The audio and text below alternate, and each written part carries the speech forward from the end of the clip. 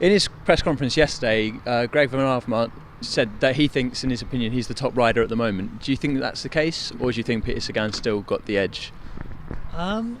It's a difficult one. On form, you'd probably say Van Avermaet, but obviously Sagan is just he's a spectacular human being, really, on a bike.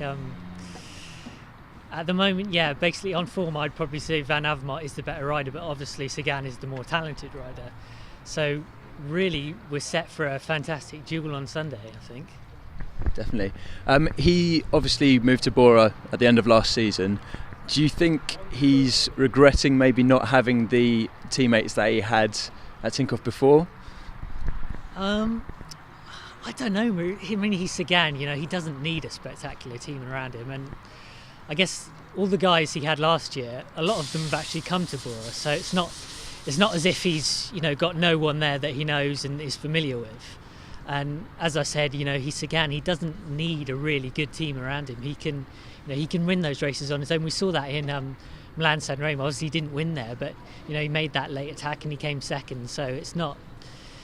I think it really doesn't matter in the grand scheme of things if he doesn't have the strongest team out there. And we said goodbye to the Burnham-Cancellara rivalry last year. Do you think Van Avermaet and Sagan could form a similar rivalry for a few years to come? I mean, it's certainly possible. Van Avermaet is, looking pretty spectacular at the moment.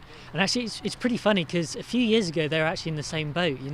They were always sort of coming second in like every race they rode.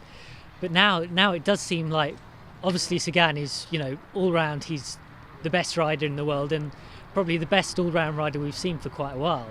And now Van Avermaet does seem like he's taking that step up to that sort of elite level, I think. And yeah, if he keeps this up, certainly we could see a rivalry brewing for quite some time. Yeah, definitely.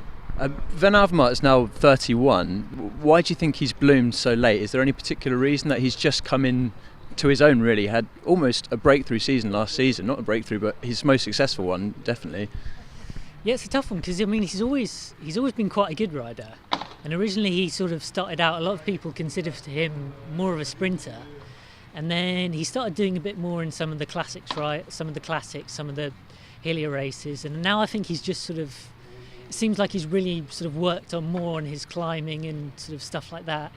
And I think he's really, he's really seeing the benefits of that. And I mean, you saw in the Olympic road race, he didn't have any problems with that climb and just all the he's really sort of, he's becoming an all-round rider pretty much like Sagan, I think. And I mean, I don't really know his secret, but, he's definitely one of the top riders in the world at the moment.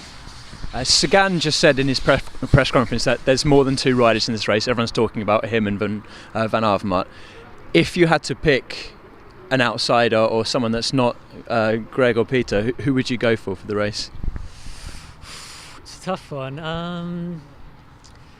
I mean, someone like Degenkop, but I don't think you can really consider him an outsider. If I had to go with a real dark horse, maybe someone like Tish Benoot or Greipel, perhaps. Someone who no one's really talking about at the moment, but certainly has the ability to star in these races. And we've seen Greipel before. He hasn't got a top result in a race like this, but he's, we've seen him on the attack the last 2 years, and he's clearly targeting these races. He said before that he wants to, get a good result in Flanders. So yeah, I think if there is a dark horse, I'd say Greipel.